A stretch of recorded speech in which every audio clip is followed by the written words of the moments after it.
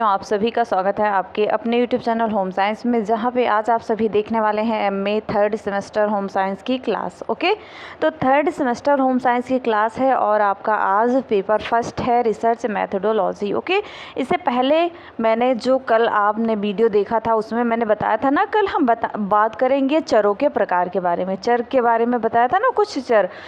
तो स्वतंत्र चर के बारे में हमने उसमें बहुत अच्छे से पढ़ चुके थे, है ना, पढ़ चुके थे। आप लोग जो नहीं देखे हैं जा कर के देख लें, क्योंकि वो वीडियो बहुत इंपॉर्टेंट है। उसमें मैंने जो भी प्रश्न रखे हैं सारे इंपॉर्टेंट हैं। ठीक, तो आज का वीडियो भी बहुत ही महत्वपूर्ण है, क्योंकि इसमें अनुसूची को मैंने शामिल किया है। अनुसूची के प्रकार क्या है, अनुसूची क्या है, ठीक, अनुसूची की परिभाषाएं क्या हैं, ये सब आज हम लोग इसमें डिस्कस करेंगे। ओके, तो पहली बार जुड़े हैं चैनल को सब्सक्राइब करें, वीडियो को शेयर लाइक अवश्य कर दें। जल्दी से वीडियो को शेयर करिए और चैनल को, जो पहली बार जुड़े हैं चैनल को सबसे पहले चैनल को सब्सक्राइब भी कर लें। ओके, क्योंकि आप सब चैनल को सब्सक्राइब नहीं किए रहते हो, आपके पास मैसेज नहीं जाता है वीडियो का, फिर आप कमेंट करते हो मैम कोई मैसेज या नहीं आया था। तो ऐसा बिल्कुल मत करिए, जल्दी से चैनल को सब्सक्राइब कर लीजिए, बेल आइकन प्रेस कर लीजिए, फिर उसके बाद चलते हैं आगे बढ़ते हैं। ठीक, जो नहीं किए हैं और जो कर चुके हैं वो लाइक शेयर भी कर दें। ठीक, जल्दी से लाइक शेयर करिए, आगे बढ़ते हैं। देखते हैं आज का प्रश्न पहला आपकी स्क्रीन पर है, क्योंकि ज़्यादा हम बातें नहीं करेंगे, सिर्फ अपनी पढ़ाई पर फोकस करेंगे। ठीक, बातें, क्योंकि शॉर्ट वीडियो, बहुत लंबे वीडियो भी नहीं होते हैं, है ना, 20 मिनट से कम ही रहता है, क्योंकि आप सब बोर हो जाते हो, है ना। तो अगर आप सब लॉन्ग वीडियो चाहते हो, मैराथन क्लास चलेगी जिसमें सारे डिस्कस किए जाएंगे। ठीक, जितने भी प्रश्न हैं रिवीजन होगा। ओके, तो चलिए देखते हैं चरों के प्रकार। प्रायोगिक अनुसंधान में चर मुख्यतः दो प्रकार के होते हैं। कितने प्रकार? दो प्रकार के मैंने बताया था ना इससे पहले वाले में। तो पहला होता है स्वतंत्र चर, दूसरा होता है आश्रित चर। स्वतंत्र चर के बारे में कल मैंने बहुत अच्छे से बताया था, स्वतंत्र चर क्या होते हैं। ठीक, तो आज आप सिर्फ जान ले प्रकार के बारे में। ठीक, स्वतंत्र चर ई टाइप के होते हैं, ये दो प्रकार के होते हैं। एक यस टाइप होता है, ये दो टाइप होते हैं, एक ई टाइप होता है, एक यस टाइप होता है, जो स्वतंत्र चर होते हैं। दूसरा है आश्रित चर, इसे भी जो आश्रित चर होता है ये भी दो प्रकार के होते हैं। कितने प्रकार के? दो प्रकार के। इसमें पहला आता है संगत चर, दूसरा असंगत चर। वहीं संगत चर तथा असंगत चर भी दो प्रकार के होते हैं। कितने प्रकार के? जैविक चर और पर्यावरणगत चर। ठीक, ये दो प्रकार। ठीक, तो टोटल कितने प्रकार हुए? 1 2 3 4 5 6, ये चर के 6 हैं प्रकार, जबकि मुख्यतः कितने हैं? दो प्रकार, स्वतंत्र चर, दूसरा आश्रित चर। ठीक, तो आगे बढ़ते हैं। प्रश्न पहला आपकी स्क्रीन पर आ चुका है, थोड़ा लेंदी होगा, लंबा होगा प्रश्न, लेकिन बहुत ही इंपॉर्टेंट होगा। ठीक, अनुसूची को परिभाषित करते हुए इसके प्रकारों का वर्णन कीजिए। अनुसूची क्या है? ठीक, पहले जान लेते हैं। अनुसूची एक ऐसा उपकरण है जिसका उपयोग अनुसंधान से संबंधित समस्याओं के अध्ययन में बहुत अधिक हुआ है। ठीक, अनुसूची एक प्रश्नावली, एक दूसरे से बहुत ही कुछ मिलते जुलते होते हैं। जो अनुसूची होती है और प्रश्नावली होते हैं, अभी हम लास्ट में इन दोनों में डिफरेंट भी बात करेंगे, इनमें अंतर क्या होता है। ठीक, एक प्रश्न रखा है मैंने, तो इनमें थोड़ा अंतर थोड़ा ही है।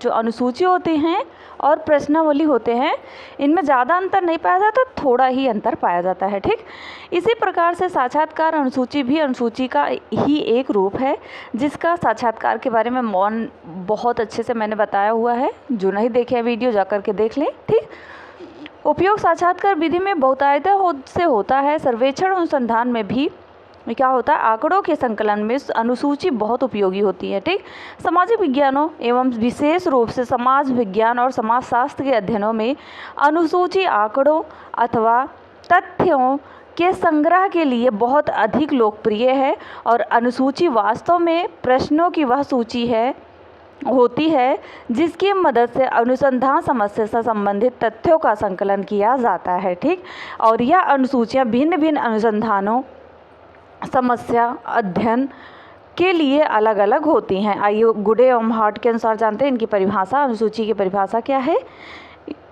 अनुसूची उन प्रश्नों के एक समूह का नाम है जिसको साक्षात्कारकर्ता द्वारा अन्य व्यक्तियों के सामने आमने सामने की स्थिति में पूछा और भरा जाता है। ठीक, अनुसूची बनाई जाती है ना, तो उसको किसी जो साक्षात्कारकर्ता होता है उसके सामने रखा जाता है, व्यक्तियों के सामने रखा जाता है, उस पर डिस्कस होता है। ठीक, पीवी यंग के अनुसार इन्होंने कहा कि अनुसूची एक औपचारिक क्या है, औपचारिक तालिका है, एक प्रपत्र है जो परिगणना का एक माध्यम होता है जिसका उपयोग औपचारिक एवं प्रमाणिक अनुसंधानों के लिए किया जाता है और इसका एकमात्र उद्देश्य प्रतिनिधि समूह से मात्रात्मक प्रदत्त के संग्रह में सहायता करना होता है। ठीक, नेक्स्ट है एक परिभाषा और है कार्ल लिंगर के अनुसार इन्होंने कहा कि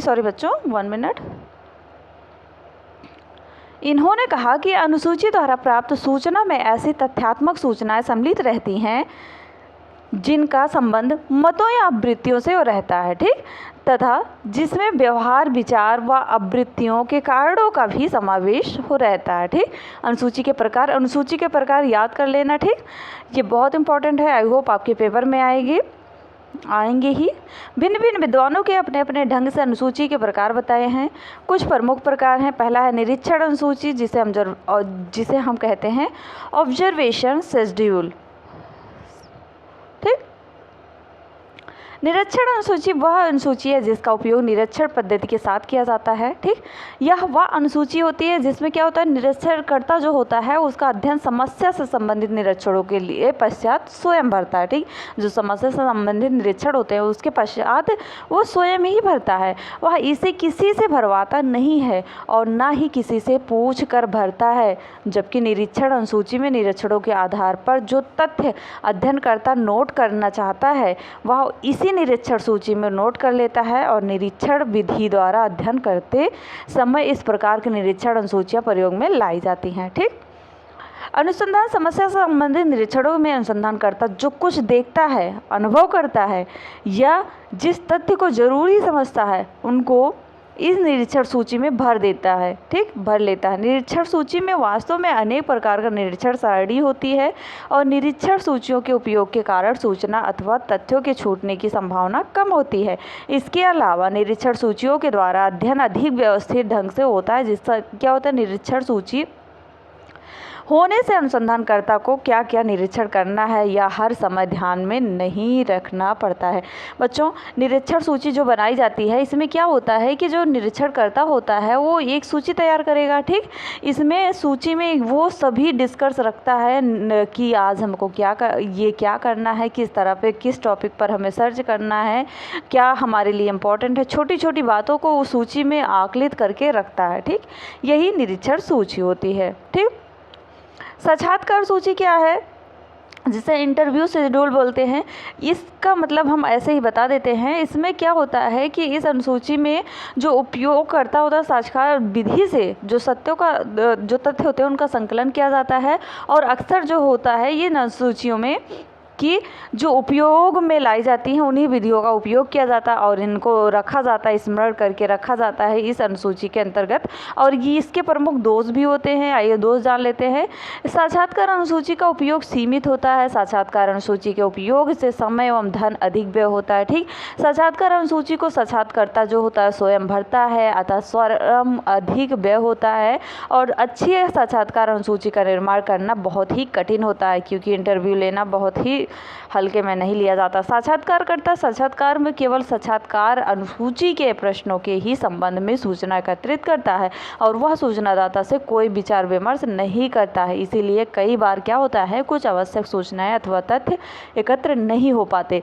थर्ड आता है श्रेणी मूल्यांकन अनुसूचन, जिसे रेटिंग शेड्यूल बोलते हैं। कुछ अनुसूची ऐसी बनाई जाती हैं जिसमें रेट दिया जाता है 1 स्टार, 2 स्टार, 3 स्टार। हाँ, ये ज़्यादा पसंद है 5 स्टार मिला है, जो कम पसंद है उसे कम स्टार मिले हैं, जो बिल्कुल नहीं पसंद है उसे एकदम कम मिले हैं। ठीक, ये आता है। प्रलेख अनुसूचियाँ जैसे डॉक्यूमेंट शेड्यूल, जिसमें सभी डॉक्यूमेंट रखा जाता है, जैसे डायरी है, आत्मकथा है, पत्र है, स्मरण, सरकारी दस्तावेज वगैरह, इनको रखा जाता है एकत्र करके आंकड़ों को वो प्रलेख अनुसूचियाँ कहलाती हैं। संस्था सर्वेक्षण अनुसूची क्या होता है? इंस्टीट्यूट सर्वे शेड्यूल। जो आप सर्वे करते हैं, जा रहे हैं, आप रिसर्च कर रहे हैं, किसी टॉपिक पर रिसर्च कर रहे हैं, आपने सर्वे में गांव में गए प्रसार करने और वहाँ पे सर्वे किया, तो वहाँ पे क्या क्या आपने पाया, किस किस टॉपिक पर बात की, क्या चर्चा किया, क्या निष्कर्ष निकला, ये आपका होता है। ठीक, अब आइए अनुसूची और प्रश्नावली में अंतर जान लेते हैं। वेरी इंपॉर्टेंट है। अनुसूची जो होता है बच्चों, प्रश्नों की एक ऐसी सूची होती है जिसका उपयोग अध्ययनकर्ता द्वारा क्षेत्र में जाकर स्वयं करना पड़ता है, जबकि प्रश्नावली होता है उसमें उत्तरदाता के पास डाक द्वारा प्रेषित की जाती है कि इस प्रकार इसका उपयोग करने के लिए उत्तरदाता तथा अध्ययनकर्ता के बीच कोई प्रत्यक्ष संपर्क स्थापित नहीं होता। अनुसूची में क्या होता है? इसमें उपयोग एक छोटे भौगोलिक क्षेत्र अथवा सीमित क्षेत्र अध्ययन में ही तथ्यों का संग्रह करने के लिए किया जाता है, जबकि प्रश्नावली में एक ऐसी प्रविधि है जिसके द्वारा कितनी ही दूर दूर तक फैले हुए बहुत बड़ी संख्या वाले उत्तरदाताओं से सूचनाएं एकत्रित की जा सकती हैं। ठीक, अनुसूची का उपयोग करने के लिए साक्षात्कार जो होता है विधि का प्रयोग करना आवश्यक होता है तथा साक्षात्कार के दौरान उत्तरदाता से कई अधिक गहन सूचनाएं प्राप्त होने की संभावना रहती है। जिसमें प्रश्नावली में क्या होता है कि इसमें प्रश्नावली के अंतर्गत अध्ययनकर्ता और उत्तरदाता के बीच को किसी प्रकार का प्रत्यक्ष संपर्क न होने के कारण, कोई प्रत्यक्ष संपर्क न होने के कारण क्या होता है, केवल वही सूचनाएं प्राप्त की जा सकती हैं जिनसे संबंधित प्रश्नों का प्रश्नावली में समावेश हो। ठीक, अनुसूची एक अनौपचारिक विधि है जिसमें अध्ययनकर्ता को अनेक ऐसे प्रश्न करने का भी अवसर मिल जाता है जो परिस्थिति और व्यक्तिगत विशेषताओं के अनुकूल होती हैं। साथ ही उत्तरदाता से प्राप्त सूचनाओं का आलेखन भी उसी समय कर लिया जाता है, जबकि प्रश्नावली के अंतर्गत अध्ययनकर्ता अथवा उत्तरदाता किसी को भी निर्धारित प्रश्नों के बाहर जाने की आज्ञा नहीं देता, कोई स्वतंत्रता नहीं मिलती है। प्रश्नों के उत्तर का आलेखन भी उत्तरदाता स्वयं ही करना पड़ता है, उत्तरदाता द्वारा दिया जाता है। इस दृष्टिकोण से यह प्रविधि कम रोचक होती है। ठीक, ये लास्ट है। अनुसूची का प्रयोग शिक्षित है और अशिक्षित सभी श्रेणियों के उत्तरदाताओं के लिए समान रूप से किया जा सकता है, क्योंकि उत्तरदाता सभी सूचनाएं केवल मौखिक रूप से प्रदान करता है, जबकि प्रश्नावली में लिखित रूप से प्रदान किया जाता है। शिक्षित उत्तरदाताओं के लिए ही किया जा सकता है। इसके उपयोग के लिए उत्तरदाताओं का कम से कम इस सीमा तक शिक्षित होना आवश्यक है कि वे प्रश्नों को सही ढंग से समझकर उनका व्यवस्थित ढंग से उत्तर दे सके। तो आई होप आपने बहुत अच्छे से समझा। मैंने बहुत कम समय में बहुत कुछ बताने का प्रयास किया। तो मिलते हैं नेक्स्ट वीडियो में नेक्स्ट टॉपिक के साथ। तब तक के लिए जय माता रानी। लाइक शेयर कर दीजिए।